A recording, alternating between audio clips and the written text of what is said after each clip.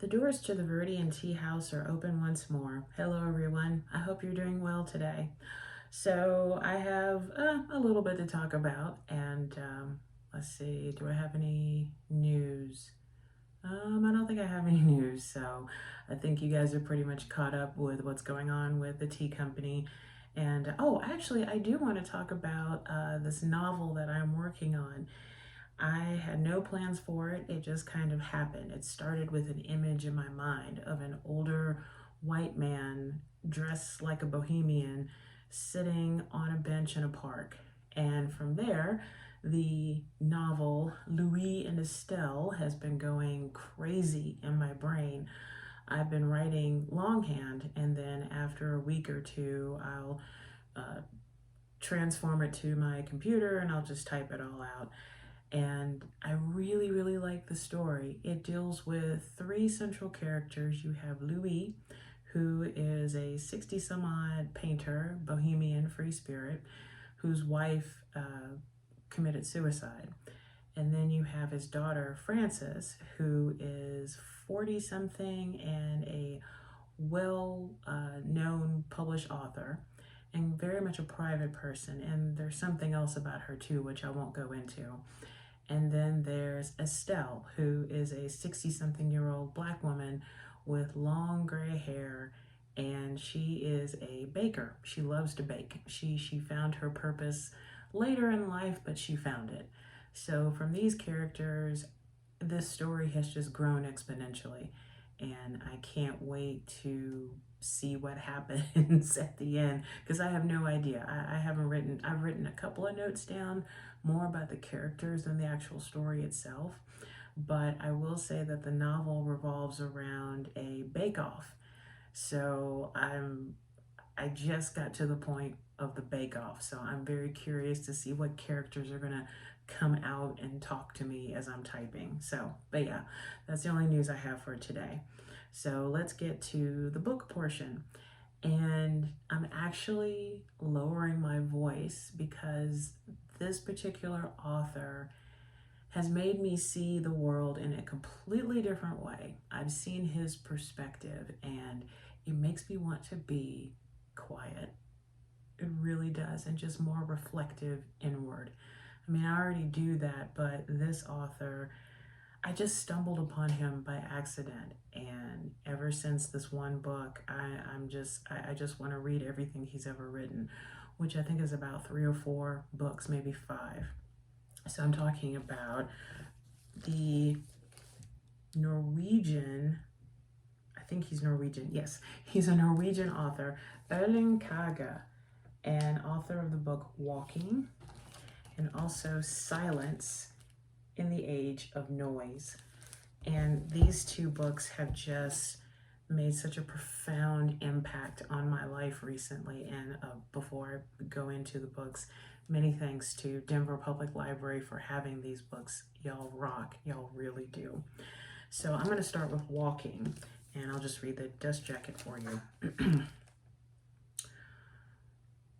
Placing one foot in front of the other, embarking on the journey of discovery, and experiencing the joy of exploration. These activities are intrinsic to our nature. Our ancestors traveled long distances on foot, gaining new experiences and learning from them. But as universal as walking is, each of us will experience it differently. For Erling Kagge, it is the gateway to the questions that fascinate him. Why do we walk? Where do we walk from? What is our destination? And in this book, he invites us to investigate them along with him. Language reflects the idea that life is one single walk. The word journey comes from the distance we travel in the course of a day. Walking for Kagge is a natural accompaniment to creativity, the occasion for the unspoken dialogue of thinking. Walking is also the antidote to the speed at which we conduct our lives, to our insistence on rushing, on doing everything in a precipitous manner. Walking is among the most radical things we can do. And I'll talk about him a little bit more once I'm done with both books, but I just have to say, with my own story, I love walking. I love going for nature walks. And in fact,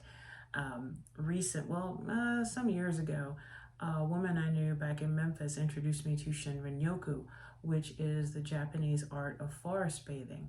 And essentially what forest bathing is you're not hiking, you're not walking with purpose. You're slowing down your walk, you're taking in all of the nature around you, from the sounds of the birds to the trees, to the leaves blowing in the wind, to the flowers, to any critters crawling about. You are bathing in the forest. And I thought that that was such a simple and yet complex idea, because I mean, let's face it, in our world today, we're rushing from point A to point B. We're making social media posts. We're, trying to keep up to speed with what everybody else is doing. But sometimes it's just really nice to go for a walk. It really is. When, well, here in Inglewood, I go for a walk outside around a lake a couple times a week, and it feels like it's never the same lake.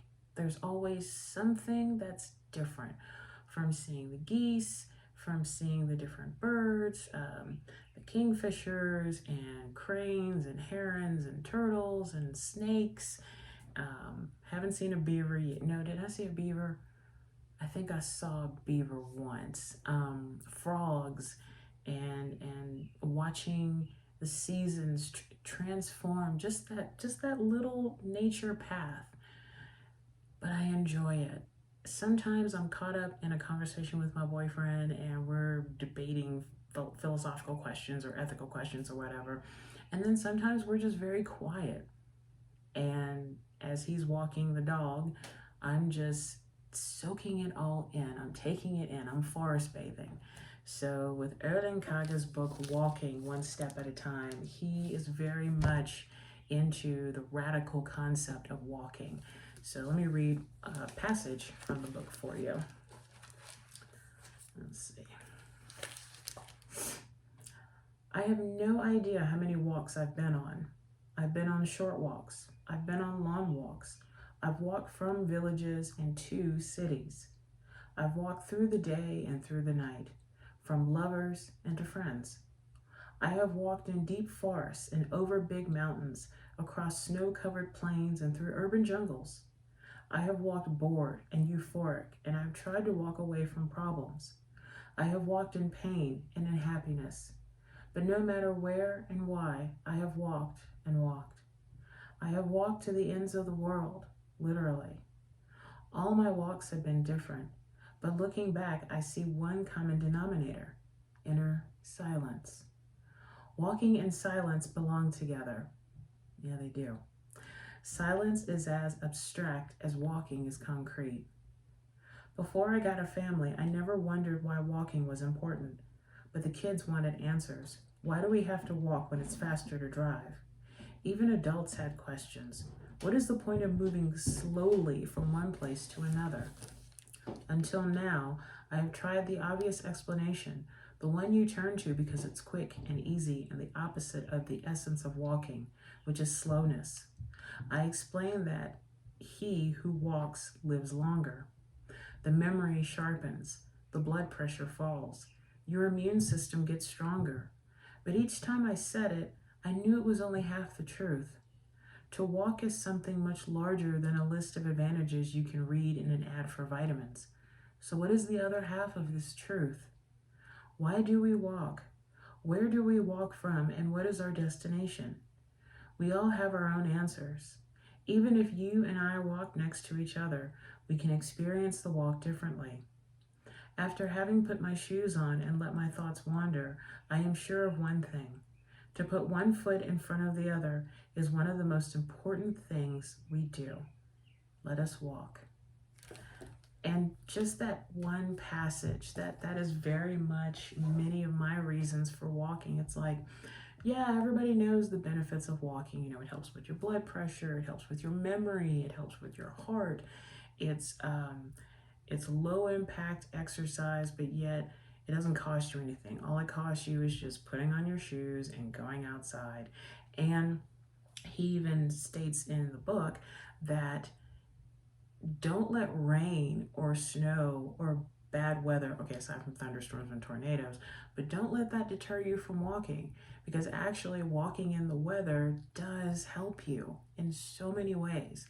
There was one passage that I read, and I can't remember offhand, where someone that he knew, or it was his family, if they had a problem or they got into an argument or a fight or they felt mad or whatever, they would take a walk, and they would walk until it was no longer a problem in their mind, and then they would mark the spot where that moment of anger and frustration and sadness and depression disappeared. Again, I've always believed in walking. I love putting on my shoes and just walking. I mean, going anywhere. And let's see. The only thing about living in, Metro Denver is, yeah, there are lots of trails around here that you can just go out for a walk. But usually you do need a car too to get from point A to point B.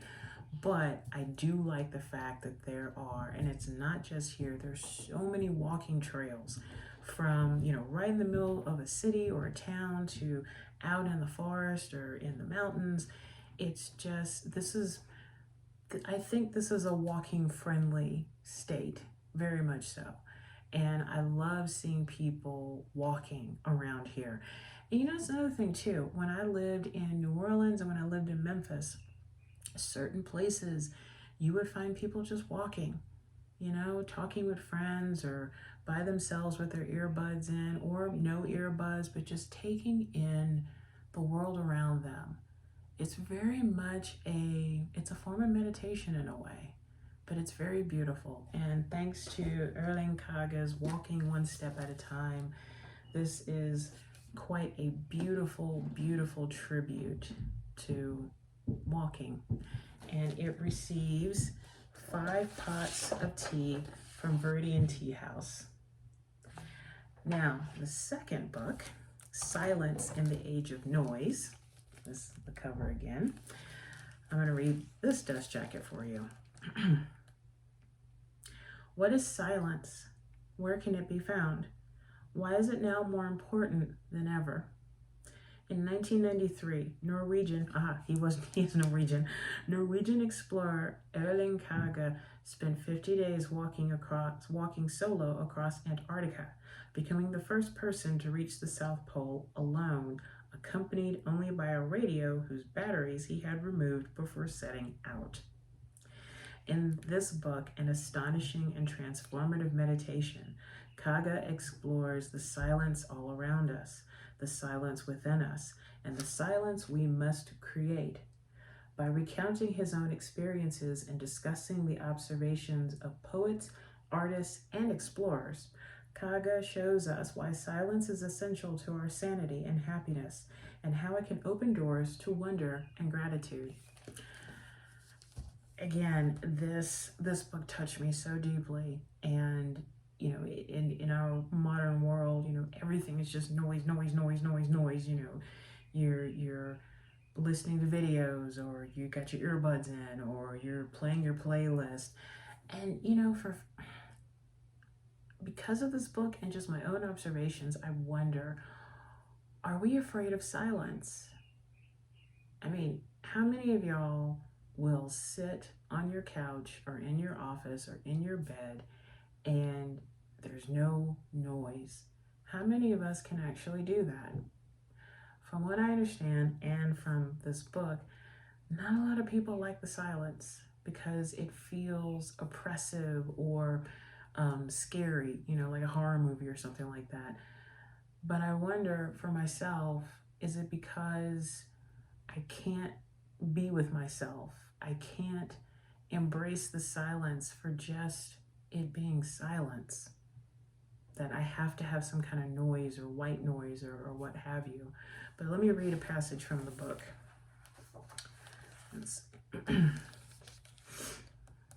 Contrary to what I believed when I was younger, the basic state of our brain is one of chaos. The reason that it took me so long to understand that this is that my days often pass on autopilot. I sleep, wake up, check my phone, shower, eat, and head off to work. Here I respond to messages, attend meetings, read, and converse. My own and others' expectations of how my day is supposed to unfold guide my hours up until the hour when I lie down again to sleep. Whenever I fall out of this rut and sit quietly in a room alone, without any goal, without anything to look at, the chaos surfaces.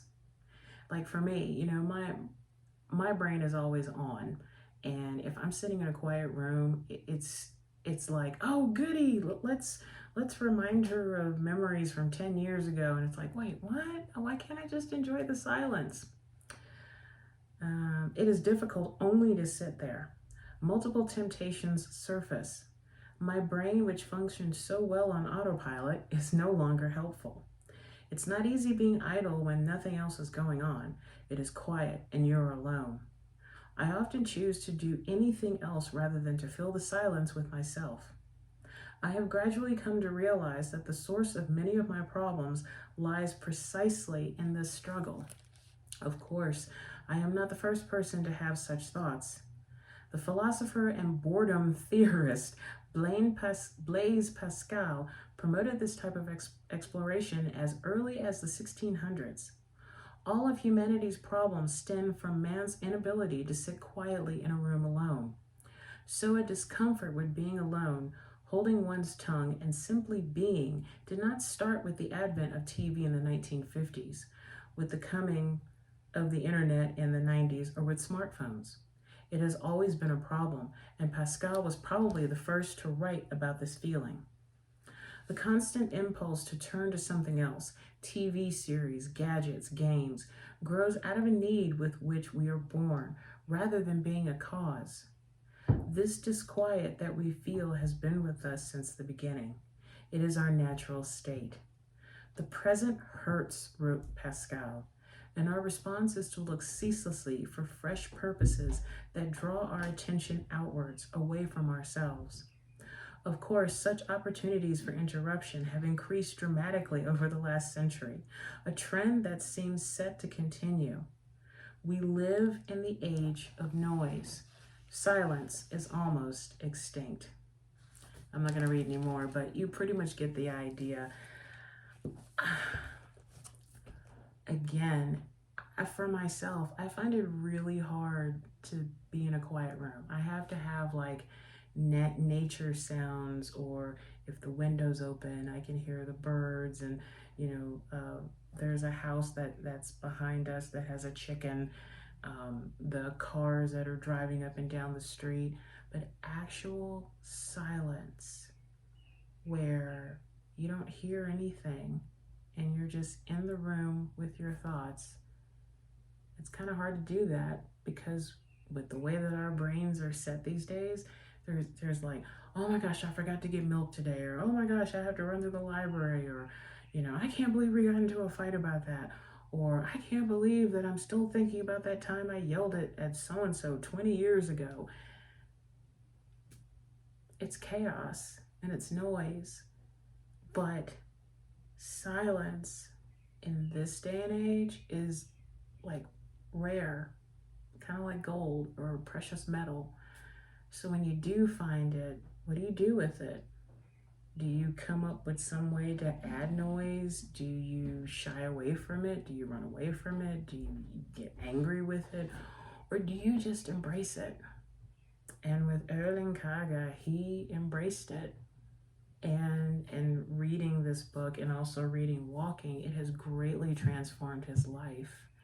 So many, many thanks to Erling Kagge for writing these books, because just for me, it made me realize, that meditation practice that you do, or that time when you spend 30 minutes to an hour out of your day reading. You don't have any music on, you have nothing. Cherish those moments, because you need it more than you think. So about the author: explorer, lawyer, art collector, publisher, and author, Erling Kagge is the first person to have completed the 3 poles challenge on foot: the North Pole, the South Pole, and the summit of Mount Everest. He has written 6 previous books on exploration, philosophy, and art collecting, and runs Kagge Forlag, a publishing company based in Oslo, where he lives. So if Erling Kagge is happening to watch this video, I just want to tell you thank you so much from this woman in Colorado. Thank you so much for your books, and I do plan on reading everything else you've written. I don't care about the subject. He has a very quiet, lyrical, profound way of writing. Just nothing outlandish. You know, the book is not this thick. He makes his point, and you're sitting there and you're stunned quietly.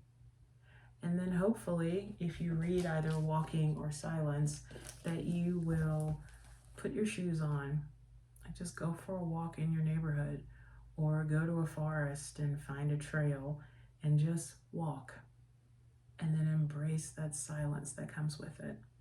Or if you're sitting in your house, that you, after reading these books, you don't fight your silence anymore. You don't hate your silence. You don't try to block it out with noise, but you embrace it. I really hope so. So for Silence in the Age of Noise, sorry about the glare, this also received 5 pots of tea from Viridian Tea House. So thank you very much. Thank you for these books. Thank you. So getting to the tea portion, and I talked so long that my tea actually got cold, but it's still delicious. I went with one of my all-time favorites, and I actually haven't had it in a while. So I said, you know what? I'm going to treat myself to some of this tea, and I'm going to review it. And that is Bigelow's Constant Comment. It is a black tea with a secret recipe of orange rind and sweet spice. I have loved this tea for quite some time, and this is one of the few teas where I will put in like some sugar. I didn't put any sugar in this one, but it is, I'm sure some people would only drink this during the fall and winter, but honestly, I love this all year round. And I've got enough to where I would like to make a pitcher of it iced and put my sugar in and stuff like that. But yeah, so this is Bigelow's Constant Comment.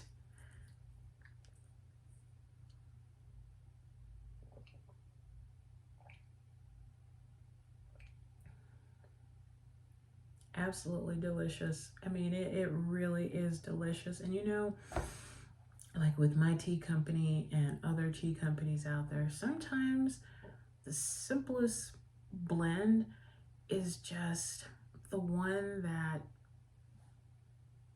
it's popular, it's delicious. They haven't changed it. I don't know how long they've had it, but it tastes the same now as it did the first time I tried it, and I was like, wow, that is amazing. But yeah, you know, like my Elmwood blend, that's the second blend I ever made in my tea company. Simple blend, but yet so delicious. It's never changed. I've never tried to add anything to it. It's just a good tea. And Bigelow's Constant Comment is also an amazingly delicious tea. So if anybody from Bigelow is watching this, thank you so much for still making Constant Comment. I mean, this is between this and your Earl Grey, which I don't know if y'all know this, but every time I open up a package of Bigelow's Earl Grey, I have to sniff the bag because it just smells divine.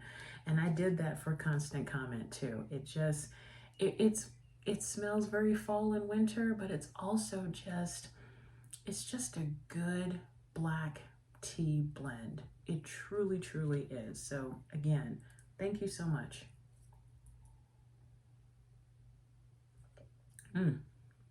Good. So we're now at the tea and water meditation portion of this video. So you know the drill. Make sure you have a glass of water or a cup of your favorite tea with you. And we're just gonna breathe for a few minutes. If you do find yourself getting lost in the weeds, just pause, tell yourself thinking, or label whatever you're looking at as thinking, and then let it go on. Just focus on the breath. And if you're in a spot of that's silent and quiet, revel in it. You ready? Let's do this.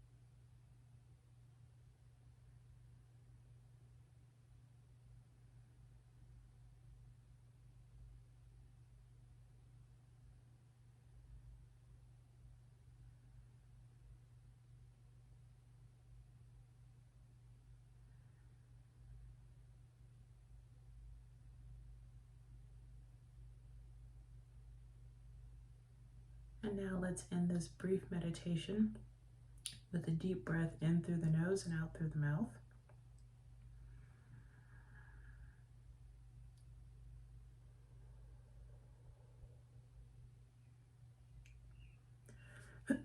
Excuse me. Slowly open your eyes or allow your eyes to come into focus. And now enjoy a sip of your tea or your water.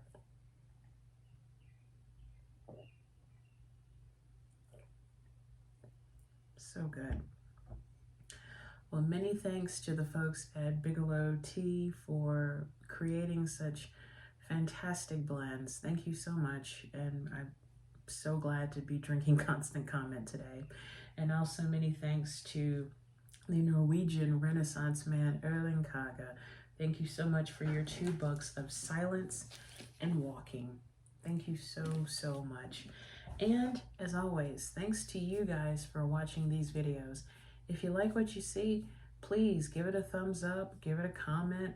You know, if there's something that you'd like to see, or if you're an author that has a book that you're interested in getting it reviewed, or if you're a tea company and you're looking for more reviews, please reach out to me. I'm more than happy to talk with you.